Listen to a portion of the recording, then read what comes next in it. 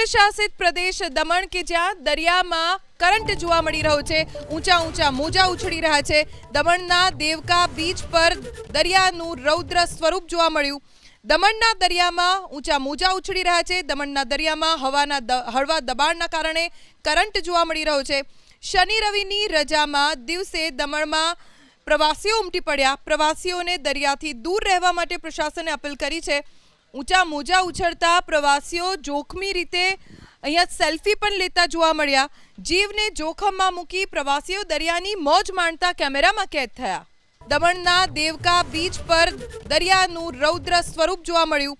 દમણના દરિયામાં ઊંચા મોજા ઉછળી રહ્યા છે। દમણના દરિયામાં હવાના હળવા દબાણના કારણે કરંટ જોવા મળી રહ્યો છે। શનિ રવિની રજામાં દિવસે દમણમાં પ્રવાસીઓ ઉમટી પડ્યા। પ્રવાસીઓને દરિયાથી દૂર રહેવા માટે પ્રશાસને અપીલ કરી છે।